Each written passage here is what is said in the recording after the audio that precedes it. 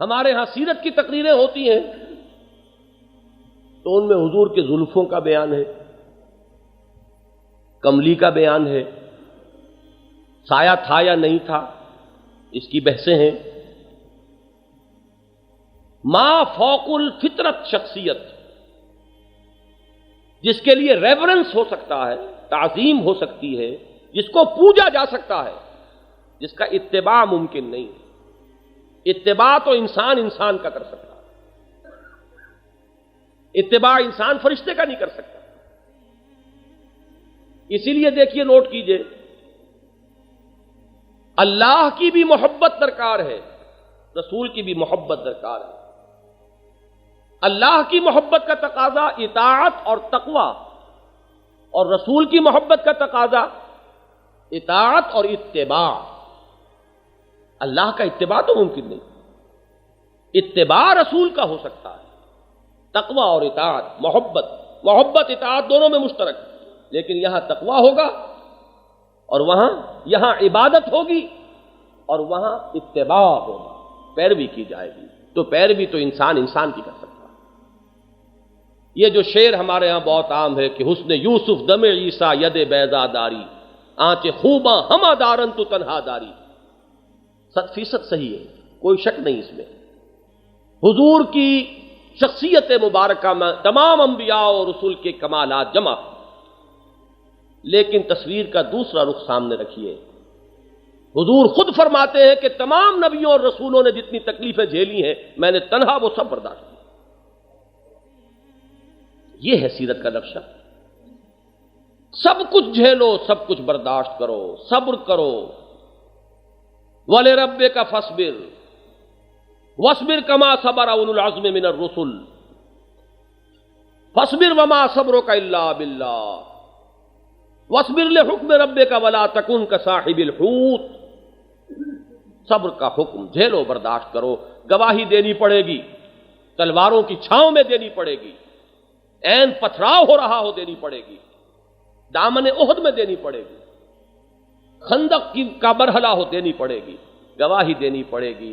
22 برس کی محنت شاقہ کا حاصل اللہ کے دین کی گواہی، قولاً عملاً۔ اور اب ایک نقطہ سمجھ لیجئے، بڑے فخر سے آپ کہتے ہیں ہمارا دین مکمل نظام ہے، یہ صرف عقائد کا مجموعہ اور رسومات کا مجموعہ نہیں ہے، لہذا اس کی گواہی جب عملاً دینے کا مرحلہ آیا تو اس کے لیے لازم تھا کہ اس پورے نظام کو عملاً قائم کر کے دکھا دیا جائے۔ یہ سارے مرحلے 23 برس میں طے ہوئے، اور اب محمد الرسول اللہ صلی اللہ علیہ وسلم نے خطبہ حجۃ الوداع میں ایک گواہی لی۔ یہ جو گواہی دی محمد الرسول اللہ صلی اللہ علیہ وسلم نے، اللہ کی توحید کی گواہی، اپنی رسالت کی گواہی، دین حق کی گواہی، قولاً بھی عملاً بھی، نجی سطح پر بھی اجتماعی سطح پر بھی۔ اب یہ ذہن میں رکھیے کہ حضور کی بعثت کے 2 رخ ہیں، یا 2 جز ہیں، یا 2 پہلو ہیں۔ ہم سب مانتے ہیں کہ حضور صرف عرب کے لیے رسول ہو کر نہیں آئے تھے، پوری نوع انسانی کے لیے۔ ابھی میں نے خطبے کا آپ کو ایک جملہ سنایا تھا، انی لرسول اللہ الیکم خاصۃ والی الناس کافۃ، اور یہی کافہ کا لفظ حضور نے استعمال کیا، قرآن میں آیا ہے، وما ارسلناک الا کافۃ للناس بشیرا ونذیرا۔ گواہی حضور کو دینی ہے تمام نوع انسانی تک، اور تا قیام قیامت۔ اس کا طریقہ کیا ہے؟ 2 ہی راستے ممکن تھے، یا تو حضور کی حیات طیبہ کا سلسلہ اس دنیا ہی میں چلتا رہتا تا قیام قیامت، بنفس نفیس آپ موجود ہیں، خود گواہی دیتے۔ جو گواہی عرب میں دی وہ دی اذانے کبھی یورپ کے کلیساؤں میں اور کبھی افریقہ کے تپتے ہوئے صحراؤں میں، وہ بھی محمد الرسول اللہ خود دیتے صلی اللہ علیہ وسلم۔ اور دوسرا طریقہ کہ آپ نے ایک امت تیار کر دی۔ یہاں سے اب میرا اور آپ کا ذکر شروع ہو رہا ہے۔ آپ نے حجت قائم کر دی اس امت پر،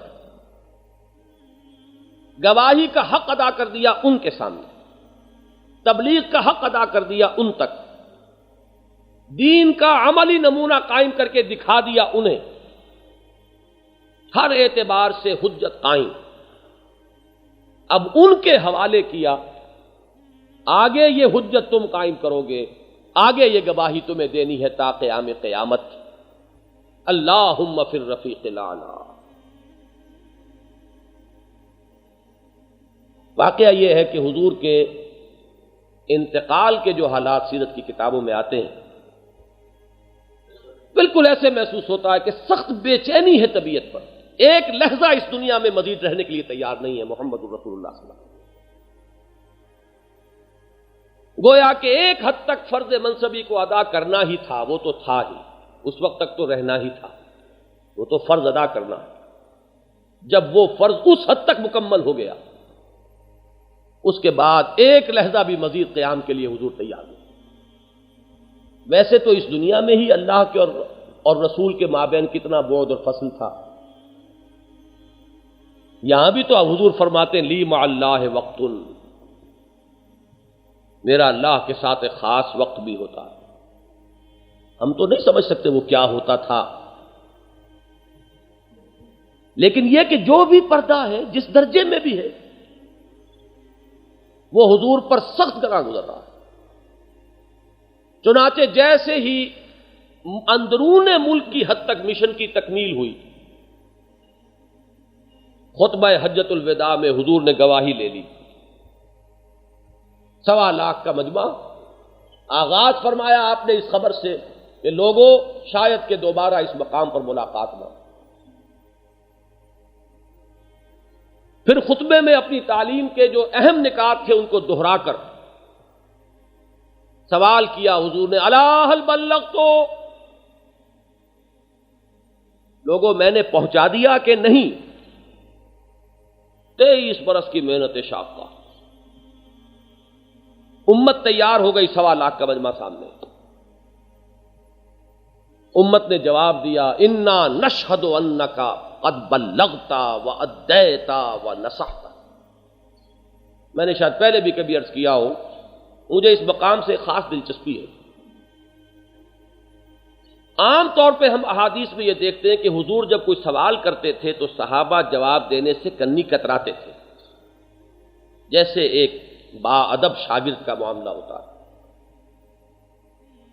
استاد سوال کیا کرتا ہے ذہن کو متوجہ کرنے کے لیے، یہ نہیں کہ آپ اپنی منطق بگاڑنا شروع کر دیں فوراً۔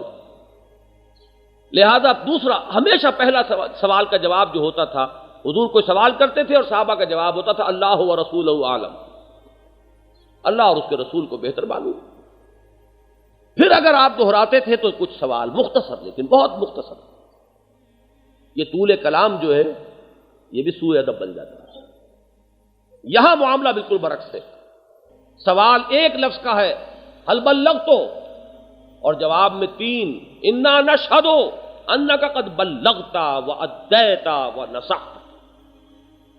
ہاں حضور ہم گواہ ہیں، آپ نے حق تبلیغ ادا کر دیا، حق نصیحت و خیر خواہی ادا کر دیا، حق امانت ادا کر دیا۔ اور ایک روایت میں چوتھا لفظ بھی آیا ہے وَكَشَفْتَ الْغُمَّةَ، أَدَّيْتَ الْأَمَانَةَ وَكَشَفْتَ الْغُمَّةَ، اور آپ نے تاریکیوں کو چھانٹ دیا، تاریکیوں کے پردے چاک کر دیے۔ 3 مرتبہ سوال، 3 مرتبہ جواب۔ اس کے بعد حضور نے ایک تو آسمان کی طرف نگاہ اٹھائی، انگشت شہادت سے یوں اشارہ کیا، پہلے آسمان کی طرف پھر لوگوں کی طرف، اللہم اشہد، اللہم اشہد، اللہم اشہد، اے اللہ تو بھی گواہ۔ میں فارغ ہوا، اس کو آپ انگریزی میں تعبیر کر سکتے ہیں سائی آف ریلیف، وہ بھاری بوجھ انا سنلقی علیک قولا ثقیلا، آج کاندھے سے اتر گیا۔ اسی کو کہتے ہیں سبک دوش ہو جانا، کاندھا ہلکا ہو گیا، بڑی بھاری ذمہ داری، اے اللہ یہ گواہ ہے میں نے پہنچا دیا۔